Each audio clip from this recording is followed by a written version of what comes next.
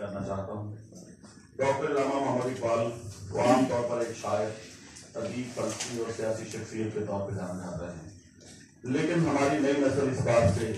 کم ہی واقف ہے کہ وہ ماہر کلیم اور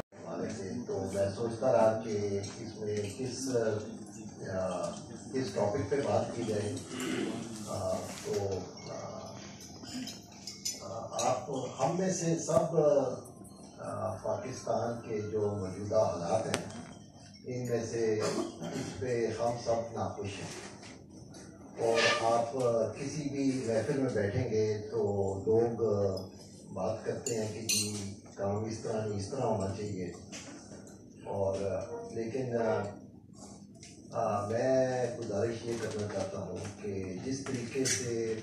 اس ملک میں کام چل رہا ہے اس کے پیچھے ایک لاجک ہے، تو جب تک کہ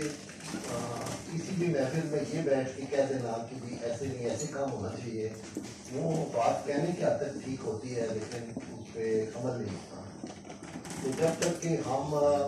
جو کچھ بھی ہو رہا ہے اس کے نیچے جو لاجک کار فرما ہے، اگر ہم اس کو نہیں سمجھیں گے اور اس کو درست نہیں کرنے کی کوشش کریں گے تو کبھی کامیابی نہیں ہوگی۔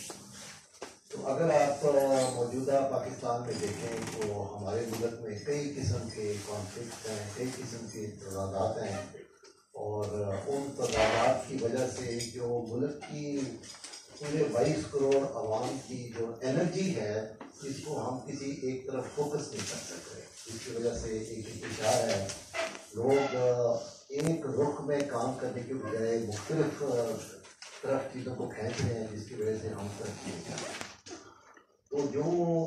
ہمارے ملک کے تضادات ہیں ان میں سے ایک بڑا تضاد جو ہے میں اس کے اوپر آج بات کروں گا اور یہ بتانے کی کوشش کروں گا کہ اقبال صاحب اس کے بارے میں کیا خیال تھا۔ تو آج میں نے جو بات تھوڑا سا انٹروڈیوس کرنا ہے جس ایشو کو، وہ یہ ہے کہ پاکستان یہ بھی ایک طرح کا ہے کہ پاکستان بھی ریلیجس اور سیکولر اسٹیٹ، اور اگر آپ غور کریں تو یہ مسئلہ صرف پاکستان کا نہیں ہے، بلکہ آپ باقی اسلامک کنٹریز کو دیکھیں تو وہاں بھی آپ کو یہ مسئلہ نظر آتا ہے۔ ترکی میں دیکھ لیں، بڑا اچھا سیکولرزم رہی اور ابھی وہاں تبدیلی آ رہی ہے، آپ ایجپٹ دیکھ لیں اور سعودی عربیہ دیکھ لیں، بڑا کنزرویٹو ملک تھا، ابھی وہ ایک قسم کا ماڈرنائز ہو رہا ہے۔ تو یہ جو تبدیلیاں آ رہی ہیں ان کے پیچھے جو فکری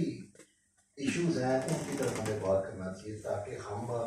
ہمارے ملک میں بھی آپ دیکھ رہے ہیں کچھ پولیٹیکل پارٹیز ہیں لائک ANP پیپلز پارٹی جو کہ ایک قسم کی سیکولر جماعتیں ہیں، پھر مین اسٹریم جماعتوں میں اگر آپ دیکھ لیں